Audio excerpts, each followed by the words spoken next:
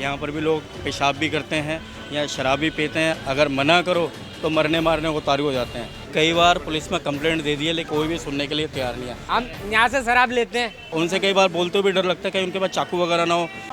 नमस्कार, मैं हूं आंचल मित्तल और आप देख रहे हैं तेज तर्रार, जहां दिखाई जाती है खबरें दिल्ली की। मैं इस वक्त मौजूद हूं दिल्ली के करोल बाग इलाके में, जहां पर इस वक्त एक रेजिडेंशियल एरिया में हम मौजूद है, जहां पर एक शराब की दुकान खुली हुई है। पहली बात तो यह है कि रेजिडेंशियल एरिया में शराब की दुकान को खुलवाना बिल्कुल नहीं मना है, फिर भी यहाँ पर हम देख सकते हैं किस तरीके से शराब की दुकान चली है। ये जो टाइम इस वक्त हो रहा है वो दोपहर का टाइम है, करीबन 2 बज रहे हैं, फिर भी हम देख सकते हैं किस मात्रा में यहाँ पे लोग जो है वो शराब का सेवन करने आए हैं, शराब खरीदने आए हैं।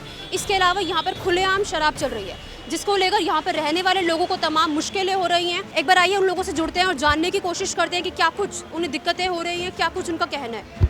जी सर, आपका नाम? मेरा नाम रवि कुमार है मैडम।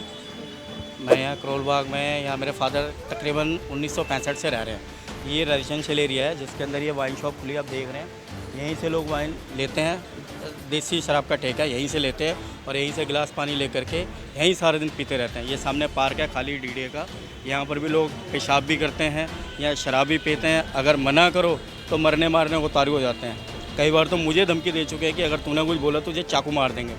ये एरिया कौन सा है? रेजिडेंशियल एरिया है या रेजिडेंशियल एरिया है मैडम, ये रेजिडेंशियल एरिया है। ये कई बार पुलिस में कंप्लेंट कर ली, लेकिन उसका कोई फ़ायदा नहीं है। पुलिस वाले आते हैं आएंगे, 2 मिनट ये बैठते रुकेंगे, हैं, ये यहाँ पे पैसे देते हैं लोग, 2 मिनट आएंगे, 2 मिनट रुकेंगे और चले जाएंगे यहाँ से।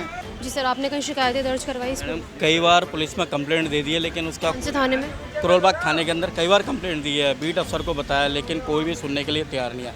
आते हैं 2 मिनट के लिए, खाना पूर्ति करते हैं और वापस चले जाते हैं। लेकिन जो उनकी ड्यूटी है, कभी यहाँ से किसी को मतलब पकड़ के नहीं लेके गए कि भैया लेके इनको थाने ले जाएं, इनको कुछ जुर्माना करें, कुछ नहीं है।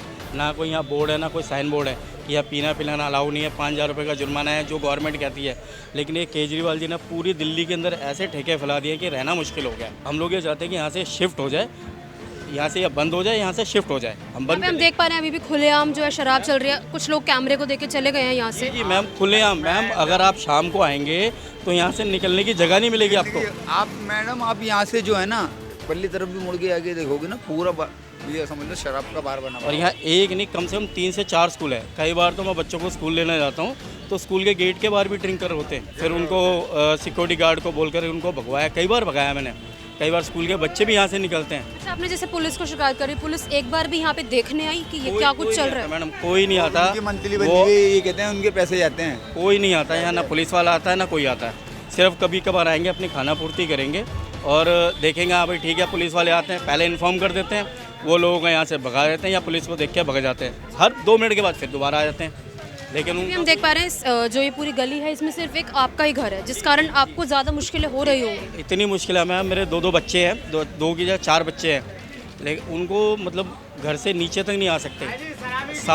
सारा दिन घर पे बैठे रहते हैं क्योंकि यहाँ आ नहीं सकते, इतनी भीड़ होती है, माहौल इतना ख़राब है, इतना गंदा है कि बच्चे नीचे भी नहीं उतर सकते। कई बार घर वालों को सब्जी लेने भी जाना हो या किसी और काम से जाना हो तो बड़ी मुश्किल से बस से बचाते हुए जाते हैं। कई बार हमें लोग को होना पड़ता है कि इनको कम से कम इनको पास ऑन करा दें कि कम से कम अपना सामान ले लें, इतनी मुश्किल है। मैम जैसे कि आप एक महिला हैं और आप यहाँ पे बिल्कुल शराब का ठेका खुला हुआ है, तो आपको क्या दिक्कतें होती है बाहर निकलने में? बहुत दिक्कत होती है मैम, बच्चे भी नहीं निकल सकते, घर में बंद कुंडी लगा के रखना पड़ता है।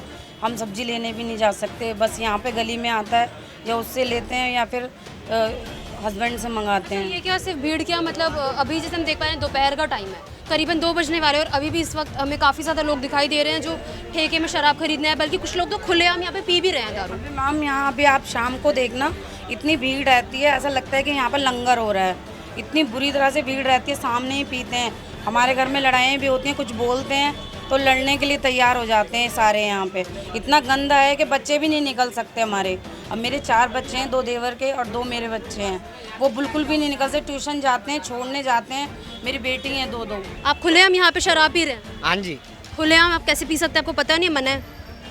मना है, लेकिन बेचने वाला भी तो हो। हम हुआ कुछ नहीं है, पीने की बात है। देखो हम यहाँ से शराब लेते हैं, ये ठेका वो ठेका, अब 75 रुपये का अद्धा मिलता है, 80 काटता है। क्यों काटता है 80? 5 रुपये काय आएंगे? कंप्लेंट ऊपर तक होनी चाहिए। मेरा नाम पवन है। अब यहीं भी रहते हैं? बिल्कुल, पवन कुमार। करेंगे, एक्शन लेंगे तो उनका जो भी इनकम होगा वो इनकम सोर्स खत्म होंगे। इसलिए उन्होंने करना कुछ नहीं, सिर्फ आते हैं खाना पूर्ति के लिए आते हैं। 2 मिनट आए, 2 मिनट बाद भीड़ ये भी आरोप है कि पुलिस शायद इन लोगों से या फिर ठेके के मालिक से जो है लेती हो, रिश्वत उसका आइडिया नहीं, हो सकता है लेती हो, उसका हमें आइडिया नहीं है।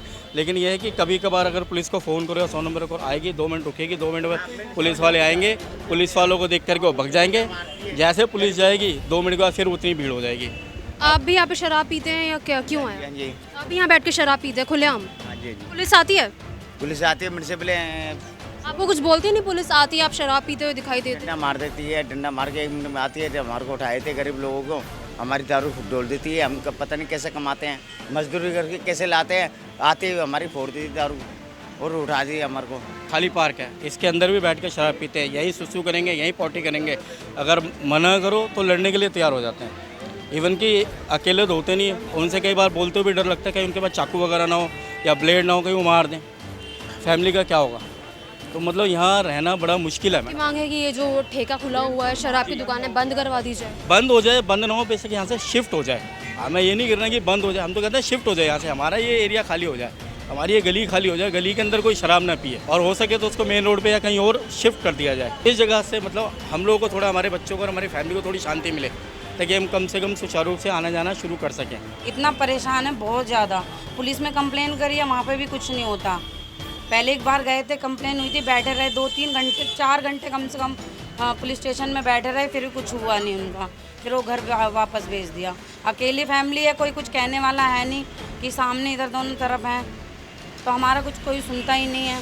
अब इतने पैसे भी नहीं है, इतने तो इनकम है नहीं। अब फैमिली है, अब कहीं और तो शिफ्ट हो नहीं सकते, यही घर है। अब इसका फ़ायदा उठाते कहते हैं तो फिर लड़ाई लड़ते हैं यहाँ पे। ये देख रहे हैं मैडम, ये सब यहीं शिशु पोटी करेंगे, यहीं दारू पियेंगे, यहीं उल्टियाँ करेंगे। अब इनको मना करने लग जाओ ना कि आप यहाँ मत पियो, तो उल्टा लड़ने अभी भी हम देख सकते हैं किस तरीके से कैमरे के सामने आते ही ये लोग यहाँ से जो है जाने लगे हैं, क्योंकि इन्हें भी पता है कि खुलेआम जो है शराब का सेवन करना मना है। फिर भी ये लोग किस तरीके से रेजिडेंशियल एरिया में बैठकर शराब का सेवन कर रहे हैं, ये तस्वीरें आपके ठीक सामने हैं। ये भी हम देख सकते हैं कि किस तरीके से ये शराब पीकर जो है यहाँ पर, हम एक शराबी को देख सकते हैं किस तरीके से वो शराब पी के यहाँ पे पड़ा है।